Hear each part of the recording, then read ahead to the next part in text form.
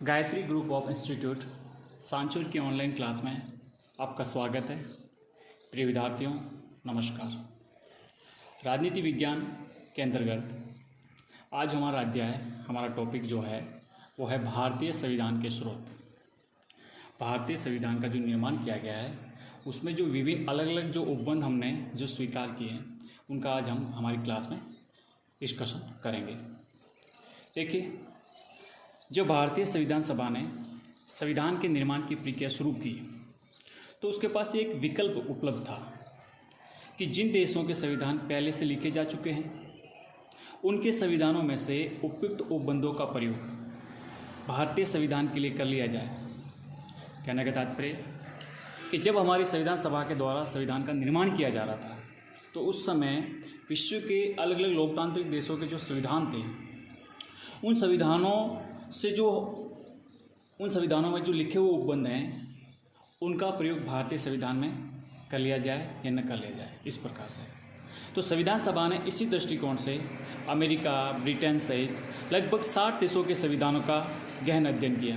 मैंने आपको पहले बताया था संविधान निर्माण वाले यूनिट में कि जब हमारी प्रारूप समिति ने हमारे प्रारूप संविधान का काम शुरू किया तो लगभग 60 देशों के संविधानों का उन्होंने अध्ययन किया और भारतीय परिस्थितियों के अनुकूल जो भी उन्हें प्रावधान लगे उन्हें भारतीय संविधान में शामिल कर लिया गया। कहने का तात्पर्य हमारे भारत की जो परिस्थितियाँ थी उसके अनुकूल जो जो उनको प्रावधान लगे उन प्रावधानों को भारतीय संविधान में शामिल कर लिया गया। अब देखिए, संविधान सभा में कुछ राष्ट्रवादी सदस्य ये आरोप लगाते थे कि संविधान का निर्माण इस तरह से करना एक प्रकार का दास मनोवृत्ति का उदाहरण है, अर्थात गुलामी का प्रतीक है। मतलब हम अलग अलग देशों के संविधानों से कुछ जो ग्रहण करते हैं उपबंध, एक प्रकार की दास मनोवृत्ति, ऐसा एक आरोप है। कहाँ पर? हमारे संविधान सभा के कुछ राष्ट्रवादी सदस्यों का। पर वस्तु तो ये आरोप कमजोर है। देखिए, सिंपल सी बात है कि कोई भी अनुसंधान या गंभीर विचार विमर्श करते हुए पहले के जो ज्ञान विज्ञान को आधार बनाया जाना, कोई भी अनुसंधान करिए या कोई विचार विमर्श करिए तो पहले से जो हमारे पास ज्ञान विज्ञान है उसको आधार बनाना एक प्रकार से श्रम और धन बचाने के लिए है जरूरी, लेकिन साथ साथ इस दृष्टि से भी जरूरी है कि कई ऐसी बात जो संभवतः हम सोच नहीं पाते वे विकल्पों के माध्यम से हमें उपलब्ध हो जाती है। इसलिए एक प्रकार आरोप है, इसमें कोई मतलब आधार नहीं है। तो इस प्रकार से हमने ये समझने का प्रयास किया कि हमारी संविधान सभा ने अलग अलग देशों के संविधानों से जो जो उपबंध उपयुक्त लगे हमारे संविधान में स्वीकार किए गए। आज हम एक एक करके सभी का अध्ययन करेंगे। देखिए, हमारा जो नवीनतम संविधान है, हमारा जो भारतीय संविधान है, उस पर सबसे ज़्यादा कोई प्रभाव देखा जाता है तो वो है 1935 के भारत शासन अधिनियम का। 1935 का भारत शासन अधिनियम जो ब्रिटिश सरकार द्वारा लाया गया उसका हमारे संविधान पर बहुत ही बड़ा व्यापक प्रभाव पड़ा है। करीबन उसके 200 से ज़्यादा ऐसे प्रावधान हैं जो हूबहू हमारे नवीनतम संविधान में शामिल कर लिए गए। अब ध्यान रखना आपको, ब्रिटिश भारत में ब्रिटिश सरकार द्वारा भारत शासन अधिनियम 1935 आया और उस शासन अधिनियम के 200 प्रावधान ऐसे थे जिनको सीधे सीधे तौर पर हमारे संविधान में लिए गए। देखिए, रॉबर्ट एल हार्डवेव ये विचारक है, राजनीतिक चिंतक है। रॉबर्ट एल हार्डवेव ने अपनी पुस्तक में स्पष्ट तौर से लिखा गया है कि भारतीय संविधान के जो 395 अनुच्छेद है उसमें से लगभग 200 से ज़्यादा ऐसे अनुच्छेद हैं जो 1935 के अधिनियम से हूबहू लिए हैं या उनमें थोड़ा सा हल्का परिवर्तन किया है। ठीक है। इसी प्रकार हमारे राजनीतिक चिंतक हैं आइवर जेनिंग्स। आइवर जेनिंग्स भी यही कहते हैं कि संविधान सीधे तौर पर 1935 के अधिनियम पर आधारित है। संविधान सीधे तौर पर 1935 के अधिनियम पर आधारित है। उसी प्रकार से हमारे भारतीय डॉक्टर पंजाबराव देशमुख भी यही कहते हैं कि हमारा जो नवीन संविधान है वो 1935 ईस्वी का भारत शासन अधिनियम ही है। इसमें केवल वयस्क मताधिकार को जोड़ दिया गया है और कुछ नहीं। तो आप सोचिए कितना इस भारत शासन अधिनियम का भारतीय संविधान पर व्यापक प्रभाव पड़ा है। अब उसमें कुछ महत्वपूर्ण जो बातें हैं वो अपन एक एक करके समझ रहे हैं। देखिए, आप बोर्ड भी देख सकते हो और आप में जो हम बोल रहे हैं क्लास में डिस्कशन करें, आप सुनते जाइए, समझते जाइए। देखिए, सबसे पहले जो प्रावधान इसमें स्वीकार किया था वो था संघीय व्यवस्था। देखिए, सर्वप्रथम 1935 के अधिनियम में भारत के लिए संघ का प्रस्ताव किया गया था। भारत शासन अधिनियम 1935 का जो प्रावधान था वो क्या था? संघ का प्रस्ताव, संघ का मतलब प्रस्ताव या प्रावधान, तथा उस प्रस्तावित संघ में भी केंद्र को अधिक शक्ति प्रदान की गई थी। मतलब जो भारत शासन अधिनियम के तहत जिस प्रस्तावित संघ का जो उल्लेख किया गया था उसमें केंद्र को सशक्त बनाया गया था, अधिक शक्तियाँ प्रदान की गई। और वर्तमान भारतीय संविधान में भी आप देखेंगे तो हमारे संघ को अधिक शक्तिशाली बनाया गया है। वर्तमान संविधान में आप देखेंगे केंद्र और राज्यों में द्विसदनात्मक विधानमंडल की व्यवस्था की गई है। केंद्र और राज्यों में द्विसदनात्मक विधानमंडलों की व्यवस्था की गई है। यह भी 1935 के अधिनियम पर आधारित है। अगला, 1935 के कानून के समान ही वर्तमान संविधान में भी ये व्यवस्था की गई है कि राज्यों के में मतलब संवैधानिक व्यवस्था यानी संविधान को विफल घोषित करके उसमें राष्ट्रपति शासन अर्थात केंद्र शासन प्रबंध अपने हाथ में ले सकता है। तो ये व्यवस्था 1935 के अधिनियम में भी थी और वर्तमान संविधान में भी है। ठीक है। दूसरा, वर्तमान संविधान के अंतर्गत जो राज्यपाल पद की जो व्यवस्था की गई है वह 1935 के कानून के गवर्नर के समान ही है, अर्थात राष्ट्रपति द्वारा नियुक्त राज्यपाल भारत सरकार के नियंत्रण में रहते हुए राज्य के वैधानिक प्रधान के रूप में कार्य करते हैं। ये भी 1935 के प्रावधान के अनुसार ही है। दूसरा, वर्तमान संविधान के अनुच्छेद 256 की जो भाषा है जिसमें राज्य की कार्यपालिका शक्ति के प्रयोग संघीय संसद और कार्यपालिका के निर्देशानुसार बात करने की जो बात की गई है ये हूबहू 1935 के कानून के अनुरूप ही है। यानी 1935 के भारत शासन अधिनियम की जो 124वीं धारा है में जो उल्लेख किया गया था वो ऐसा कैसा अनुच्छेद 256 में उल्लेख किया गया है। ठीक है। दूसरा, आप देखेंगे कि हमारे संविधान के अनुच्छेद 251 में जो उल्लेख है कि संघीय कानून और राज्य कानून में कोई विरोध हो जाए तो उस स्थिति में संघीय कानून को ही मान्यता दी जाएगी। और ऐसा कैसा उल्लेख 1935 भारत शासन अधिनियम की धारा 107 में भी उल्लेख है। तो ये भी कह सकते हैं कि हमने बिल्कुल उसका हूबहू यहाँ पर उसका रूपांतरण किया है। इसी प्रकार से आप देखेंगे वर्तमान संविधान का अनुच्छेद 356 है जिसमें राज्य में संवैधानिक यंत्र की विफलता की स्थिति में व्यवस्था की गई है। 356 में राज्य में जो राज्य आपात अर्थात राष्ट्रपति शासन का जो उल्लेख है वो भी 1935 के भारत शासन अधिनियम की धारा 92 के समान है। तो इस प्रकार से हमने ये देखा कि कई महत्वपूर्ण ऐसे उपबंध हैं जो अपने भारत शासन अधिनियम 1935 से हैं, जिसमें हमने देखा कि जो संघीय व्यवस्था का है या शक्तियों के वितरण का है या आपातकालीन उपबंध का है, लोक सेवा आयोग का है या न्यायपालिका का ढांचा है एकीकृत रूप से, तो ये सब हमने भारतीय शासन अधिनियम से लिया गया है। अब देखिए यहाँ पर ये समझना भी जरूरी है। हमने देखा कि भारतीय संविधान पर भारत शासन अधिनियम 1935 का एक बहुत बड़ा विस्तृत और व्यापक प्रभाव पड़ा है। तो कह सकते हैं कि ये 1935 के भारत शासन अधिनियम का विस्तृत रूप है? नहीं कह सकते, क्योंकि इसमें अंतर है। मैं आपको एक एक करके स्पष्ट करता हूँ। देखा आपने 1935 के कानून के निर्माण में भारतीयों का कोई हाथ नहीं था। यानी भारत शासन अधिनियम 1935 के निर्माण में भारतीयों की कोई भूमिका नहीं थी। ये विदेशी शासन के द्वारा भारत पर थोपा गया था। लेकिन इसके विपरीत वर्तमान संविधान यानी भारतीय संविधान स्वयं भारत के नागरिकों के द्वारा निर्मित और अंगीकृत है। सबसे बड़ा आपने अंतर देखा कि जो 1935 का भारत शासन अधिनियम था उसको लाने में और उसको निर्माण करने में भारतीयों की कोई भूमिका नहीं थी। ये ब्रिटिश सत्ता द्वारा लाया गया था। लेकिन वर्तमान जो हमारा संविधान है उस संविधान में भारतीयों के द्वारा ही निर्माण किया गया और अंगीकृत है। दूसरी बात, 1935 के कानून द्वारा भारतीय शासन पर अंतिम शक्ति ब्रिटिश संसद को प्रदान की गई थी। यानी संप्रभु नहीं थे हम। भारत शासन अधिनियम 1935 में जो अंतिम शक्ति थी वो किसके पास थी? ब्रिटिश संसद के पास थी। और ब्रिटिश संसद ही इस कानून में कुछ संशोधन कर सकती थी। किंतु वर्तमान आप देखिए हमारी संसद सर्वोच्च है और वर्तमान संविधान में कोई भी संशोधन करना होता है तो हमारी संसद करती है। इस प्रकार से अगली बात समझने का प्रयास करें कि 1935 के कानून में नागरिकों को कोई मौलिक अधिकार नहीं दिए गए थे। मतलब जो फंडामेंटल राइट है अपने देश के नागरिकों को जो दिए जाते हैं, उनके सर्वांगीण विकास के लिए जो दिए जाते हैं, उनका कोई उल्लेख नहीं था और न ही कानून में कोई नीति निर्देशक तत्वों का उल्लेख था। लेकिन आप वर्तमान में देखेंगे हमारे संविधान के भाग 3 और भाग 4 में नागरिकों के लिए मौलिक अधिकार और शासन के मार्गदर्शन के लिए किसका नीति निर्देशक तत्वों का उल्लेख किया गया है। ठीक है, अगला अपन देखेंगे तो 1935 का जो कानून है वो सीमित मताधिकार और सांप्रदायिक निर्वाचन प्रणाली पर आधारित था। यानी प्रत्येक भारतीय नागरिक को किसी को वोट देने का अधिकार नहीं था, मताधिकार था वो सीमित था, कुछ गिने चुने समुदाय के पास था, लोगों के पास था। लेकिन आप वर्तमान में देखेंगे इसको बिल्कुल उल्टा है। दूसरा, जो चुनाव थे वो सांप्रदायिक निर्वाचन प्रणाली पर आधारित थे। लेकिन आप वर्तमान संविधान में आप देखेंगे तो वैश्विक मताधिकार और संयुक्त प्रतिनिधित्व के सिद्धांत को स्वीकार किया गया है। इसके अलावा सांप्रदायिक और धार्मिक भेदों का जो जड़ मूल से अंत करके राष्ट्रीय एकता को स्थापित करना हमारा महत्वपूर्ण इसमें है योगदान है। और दूसरा, वर्तमान संविधान में हमने एक धर्मनिरपेक्ष राज्य घोषित किया गया है। बिल्कुल एकदम उलट प्रकृति से हमें दिखाई देता है।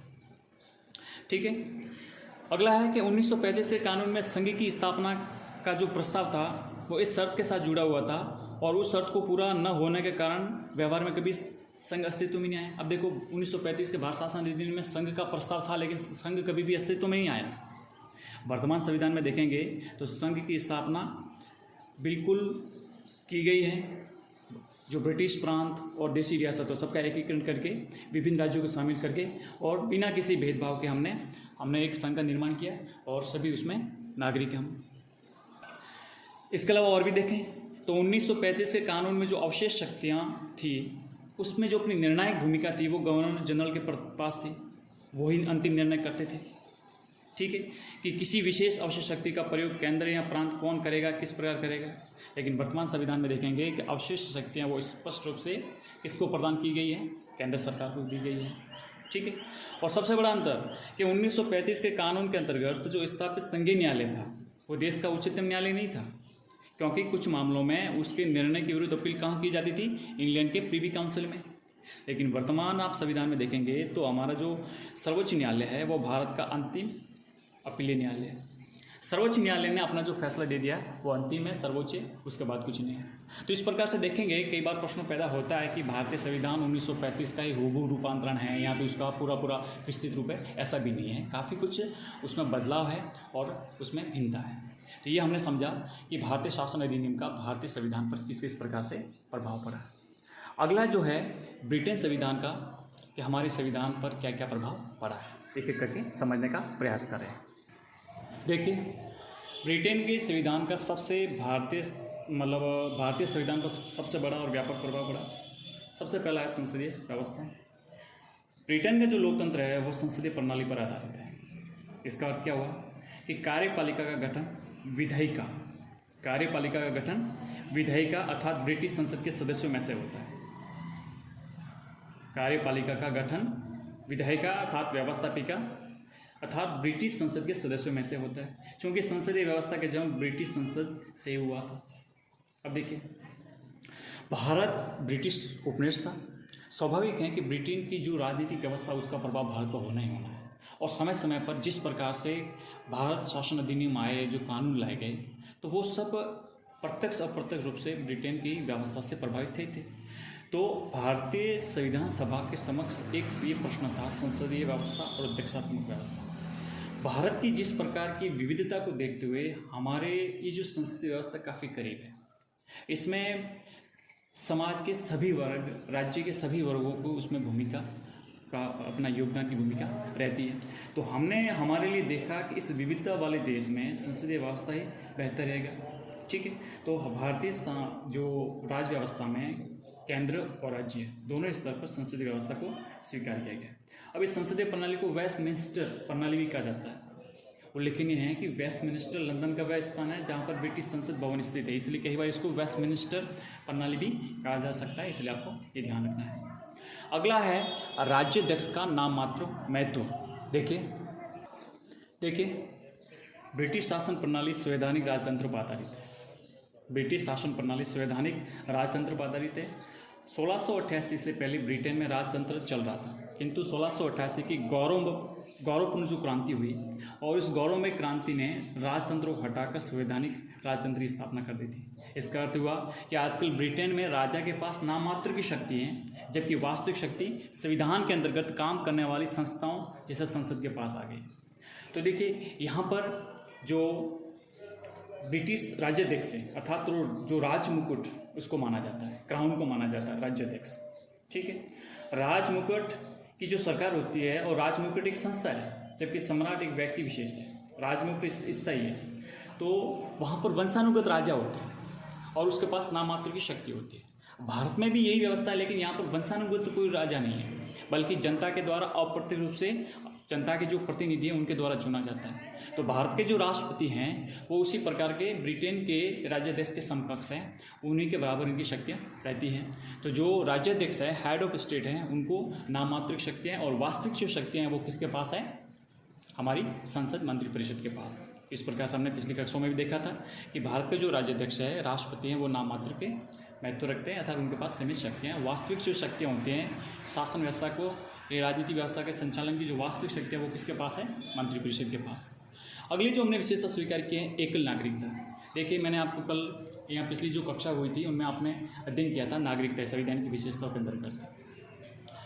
संपूर्ण भारत के लिए हमने एकल नागरिकता का प्रावधान किया गया है, यानी हमारे पूरे इस भारतीय संघ के लिए जितने भी हमारे प्रांत हैं, हमने अमेरिका की तरह बिल्कुल नहीं किया है कि वहाँ पर दोहरी नागरिकता प्रावधान करें। हमारी राष्ट्रीय एकता और अखंडता बनाए रखने के लिए जरूरी था कि हमारे संपूर्ण भारत में एकल नागरिकता के प्रावधान का ही उल्लेख किया जाए, ठीक है। अगला जो प्रावधान है वो है विधायी प्रक्रिया। और विधायी प्रक्रिया भारत में जो विधेयक या विधि निर्माण की जो प्रक्रिया है वो हूबहू ब्रिटेन के संविधान से या ब्रिटेन की संसद से और उसके अनुरूप है, उसके उपयुक्त है। देखिए विधि निर्माण की जो प्रक्रिया है संपूर्ण तौर पर जो ब्रिटिश संसदात्मक व्यवस्था के अंदर करता है उसी प्रकार से भारत में भी स्वीकार की गई है कि मतलब जिस एक सदन से जो प्रक्रिया होती है वो दूसरे सदन से और फिर हमारे राष्ट्रपति के समक्ष उस विधि यथार्थ जो विधेयक होता है उस पर जो हस्ताक्षर के या विधि निर्माण की जो प्रक्रिया है वो ऐसा स्वीकार किया गया है। परमाधिकार रिटें हैं वो भी हमने बिल्कुल ब्रिटेन के संविधान से स्वीकार की गई हैं। हमारे संसद सदस्यों के जो विशेषाधिकार हैं, हमारे सांसद होते हैं जो मेंबर ऑफ पार्लियामेंट और जो हमारे विधानसभा के तो इनके जो विशेषाधिकार है सदस्यों के वो भी हमने ब्रिटेन के संविधान से। और दूसरा द्विसदनवाद यानी दो सदन का लोकसभा राज्यसभा इस प्रकार से ये भी हमने हाउस ऑफ लॉर्ड्स और हाउस ऑफ कॉमन्स जो ब्रिटेन के दो संसद हैं वहीं से बिल्कुल हमने इसी प्रकार से ये स्वीकार किए गए। तो हमने देखा कि ब्रिटेन के संविधान का बहुत ही हमारे संविधान पर प्रभाव है। संसदीय व्यवस्था, राज्याध्यक्ष का नाममात्र महत्व, एकल नागरिकता, विधायी प्रक्रिया, परमाधिकार रिटें, संसदीय विशेषाधिकार या द्विसदनवाद, ये महत्वपूर्ण जो प्रावधान थे जो हमने बिल्कुल ब्रिटेन के संविधान से स्वीकार किए गए। अगला है आयरलैंड का संविधान। देखिए आयरलैंड के संविधान से हमने पिछली कक्षा मतलब अपनी जो माध्यमिक शिक्षा मतलब स्कूलें थी, कक्षाएं थी, वहीं से अपन पढ़ते आए हैं कि आयरलैंड के संविधान से हमारे संविधान में जो राज्य के नीति निर्देशक तत्व हैं उनको स्वीकार किया गया था।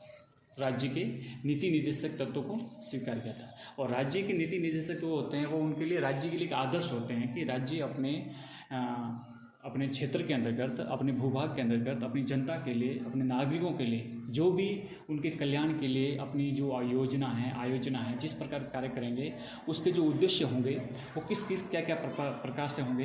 तो इस प्रकार से कह सकते हैं कि भारत के जो संविधान के भाग 4 अनुच्छेद 36 से 51 तक जिन राज्य के नीति निर्देशक तत्वों का उल्लेख किया गया है वे कहाँ से प्रभावित हैं? आयरलैंड के संविधान से है और हमने वहाँ से स्वीकार किए गए थे। दूसरा देखेंगे कि भारत गणराज्य के जो राष्ट्रपति की जो निर्वाचन पद्धति है, भारत के राष्ट्रपति की जो निर्वाचन पद्धति है ये भी हमने आयरलैंड के संविधान से स्वीकार किया था। हमारे जो भारत के राष्ट्रपति का चुनाव है वो अप्रत्यक्ष रूप से, जिसमें आप देखेंगे कि हमारी संसद अर्थात लोकसभा और राज्यसभा के निर्वाचित सदस्य के साथ साथ हमारे भारतीय संघ की जो प्रांत इकाइयाँ हैं, राज्य हैं, इनके जो विधानसभा के जो निर्वाचित सदस्य हैं ये सब मिलकर भारत के राष्ट्रपति को चुनते हैं। तो ये जो निर्वाचक मंडल है और जिस प्रकार से आनुपातिक प्रतिनिधित्व की एकल संकीर्ण मत प्रणाली के माध्यम से जिस प्रकार के चुनाव संपन्न होते हैं, ये पूरी जो निर्वाचन पद्धति है ये भी हमने कहाँ से स्वीकार की गई थी? आयरलैंड के संविधान से। दूसरा देखते हैं कि जो राज्यसभा के सदस्यों के जो नामांकन है, मतलब जो नॉमिनेशन है, कौन से, जो हमारे अपर हाउस, राज्यसभा, उच्च सदन के जो सदस्य हैं उनका जो नॉमिनेशन होता है वो भी हमने आयरलैंड के संविधान से स्वीकार किया था। अर्थात हमारे सदस्यों का जो 12 सदस्यों का नामांकन होता है वो भी इस प्रकार से हमने आयरलैंड के संविधान से स्वीकार किया गया है। अगला जो महत्वपूर्ण संविधान है वो है अमेरिका का संविधान। देखिए, भारत के संविधान पर सबसे ज़्यादा ब्रिटेन के बाद किसी देश का व्यापक प्रभाव पड़ा है तो वो है अमेरिका का संविधान। देखिए, सबसे महत्वपूर्ण जो हमारे प्रावधान है वो मूल अधिकार, भारत के नागरिकों के अपना सर्वांगीण विकास के लिए जो महत्वपूर्ण फंडामेंटल राइट होते हैं, मौलिक अधिकार होते हैं, ये हमने अमेरिका के संविधान से स्वीकार किए गए थे। आपने देखा होगा पिछले कक्षा में मैंने आपको उससे रूबरू कराया कि जो मौलिक अधिकार हैं संविधान के भाग 3 अनुच्छेद 12 से 35 तक मौलिक अधिकारों का बिल्कुल व्यापक और विस्तृत रूप से उसका उल्लेख किया गया है। वर्तमान हमारे 6 मूल अधिकार हैं।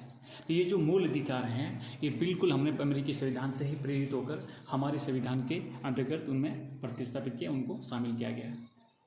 और अगला जो हमने स्वीकार किया था उपबंध वो है न्यायपालिका की स्वतंत्रता। अब आप देखिए, अमेरिका एक संघात्मक राज्य है और भारत में भी एक प्रकार का एकात्मक और संघात्मक का मिला जुला स्वरूप है।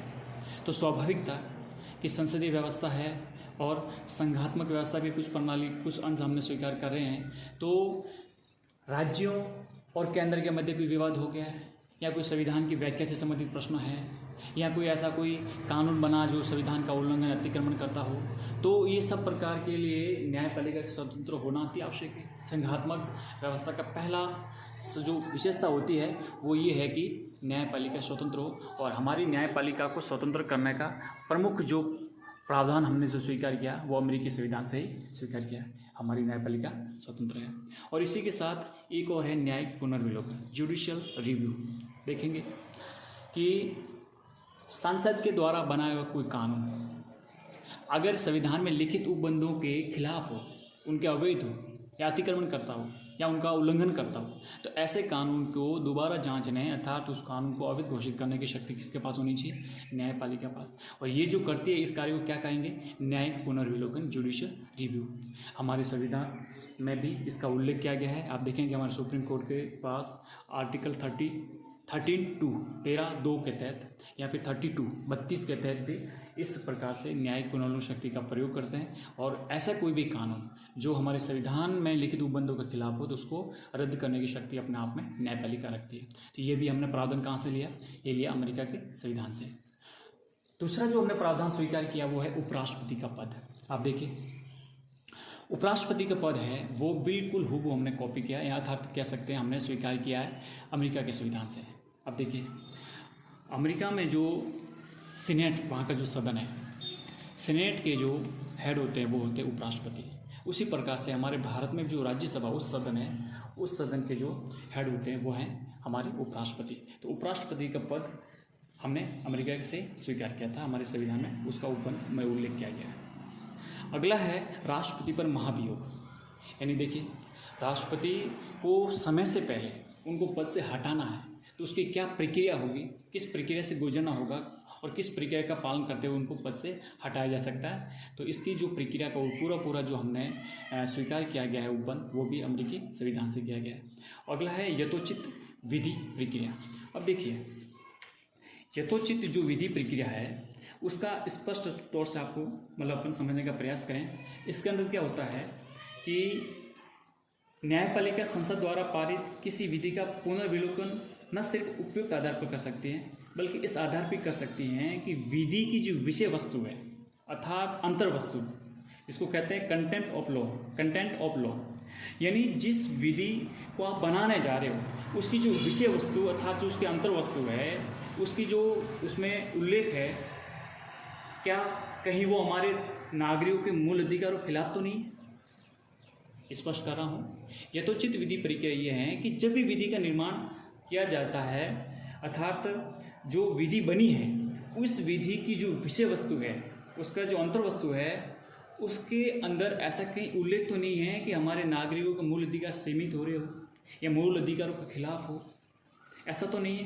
तो इस प्रकार से अगर है तो उसको बिल्कुल रद्द कर दिया जाएगा। तो ये जो प्रक्रिया है हमारे संविधान में भी स्वीकार किया गया है यथोचित विधि प्रक्रिया को। अगला है कनाडा का संविधान। देखिए आप, कनाडा का जो संविधान है वो भारतीय संविधान के काफ़ी नज़दीक है, या फिर हम कह सकते हैं कि भारत के संविधान में ऐसे काफ़ी प्रावधान हैं जो हमने कनाडा के संविधान से स्वीकार किए। सबसे पहले है सशक्त केंद्र के साथ संघीय व्यवस्था, federal system with a powerful centre. आप देखेंगे प्राय संघीय राज्यों में संघ के पास शक्ति सीमित होती है और प्रांतों के पास शक्ति ज़्यादा होती है, लेकिन एकमात्र कनाडा और दूसरा हमारा भारत है जिसका केंद्र सशक्त है, बहुत शक्तियाँ रखता है। और आपातकालीन स्थिति में या फिर ऐसी स्थितियों में तो बिल्कुल हमारा केंद्र बहुत ही एकात्मक शक्तियों को धारित करने वाला बन जाता है, सशक्त बन जाता है, खूब सारी उसके पास शक्तियाँ हैं। तो हमने कनाडा के संविधान से भी प्रेरित हुए और कनाडा के जिस प्रकार से केंद्र सशक्त है उसी प्रकार से हमारे जो भारत गणराज्य का जो संघ है और जो केंद्र है उसको भी हमने मजबूत किया। इसके अलावा दूसरा जो प्रावधान है अवशिष्ट शक्तियों का केंद्र में निहित होना। देखिए मैंने आपको बताया था कि भारतीय संविधान के 7वीं अनुसूची में शक्तियों का वितरण किया गया है, शक्तियों का विभाजन किया गया है। उसमें संघ सूची, राज्य सूची, समवर्ती सूची और अवशिष्ट सूची। ठीक है, जिस समय संविधान निर्मित किया गया था तो उन तीनों संघ, राज्य और समवर्ती सूची में स्पष्ट रूप से सबका अपने अलग विषयों का विभाजन कर दिया था। लेकिन ये जरूरी था कि समय के साथ आगे बढ़ते बढ़ते बढ़ते ऐसे कई विषय और उभरेंगे, गतिशील है तो कई विषय उभरेंगे, तो उन विषयों को लेकर केंद्र और राज्यों में तनातनी हो सकती थी, मतभेद हो सकते थे। तो ऐसे विषय कहाँ होंगे, उस विषयों के उन विषयों पर नियंत्रण किसका होगा, राज्य का या केंद्र का। तो इस जरूरी था कि ऐसे कुछ प्रावधान उसमें किए जाएं। तो भारत में भी इस प्रकार से कनाडा के संविधान की तरह ये उपबंध किया हुआ था कि जो भी समय के साथ नए विषय उभरेंगे या जो नए विषय होंगे वो अवशिष्ट सूची में होंगे और अवशिष्ट सूची का जो नियंत्रण होगा वो किसका होगा, केंद्र का होगा। तो कनाडा में भी अवशिष्ट शक्ति है वो केंद्र में निहित है और भारत में भी अवशिष्ट सूची है, उसमें जो विषय हैं वो केंद्र के नियंत्रण में तक केंद्र में निहित है। अगला जो प्रावधान था, केंद्र द्वारा राज्यों के जो राज्यपाल उनकी नियुक्ति होती है। अब देखिए जो राज्यों के जो गवर्नर होते हैं राज्यपाल होते हैं, क्योंकि हमने देखा ना कि हमारे केंद्र और राज्यों में संसदीय व्यवस्था है। तो उसी प्रकार से जो राज्य का जो मतलब प्रांतों का जो नाम मात्र के जो प्रतिनिधि मतलब जो हेड होते हैं वो राज्यपाल होते हैं और राज्यपालों की जो नियुक्ति होती है वो केंद्र के द्वारा होती है, राष्ट्रपति के द्वारा होती है। अगला और प्रावधान जो हमने कनाडा के संविधान से लिया वो था उच्चतम न्यायालय का परामर्शी न्याय निर्णय।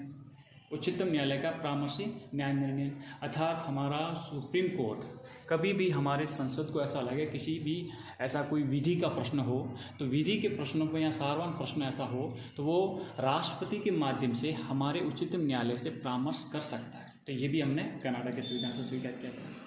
इस प्रकार से अगला जो हमारा संविधान है वो है ऑस्ट्रेलिया का संविधान। देखिए हमारे संविधान की जो सूची है उसमें से एक समवर्ती सूची है और समवर्ती सूची को हमने बिल्कुल ऑस्ट्रेलिया के संविधान के अंतर्गत शामिल थी, वहाँ से हूबहू हमने हमारे यहाँ से स्वीकार किया।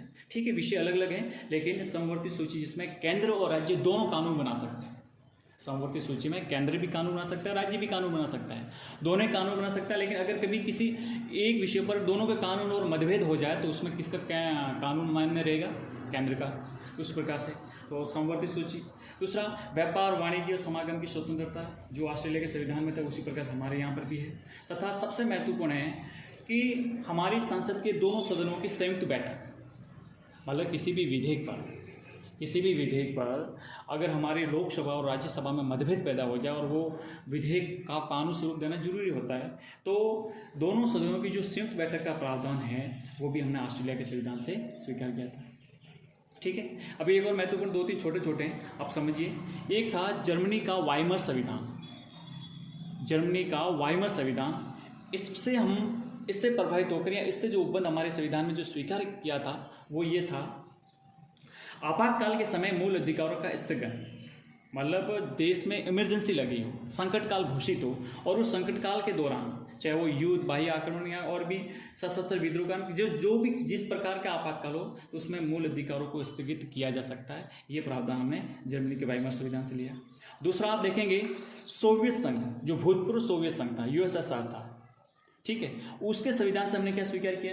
उसके संविधान से हमने मूल कर्तव्य, फंडामेंटल ड्यूटीज, जो हमारे संविधान में भाग 4A अनुच्छेद 51A में उल्लेख किया गया, तो जो मूल कर्तव्य हैं वो हमने सोवियत संघ के, भूतपूर्व सोवियत संघ के संविधान से प्रेरित होकर लिए थे।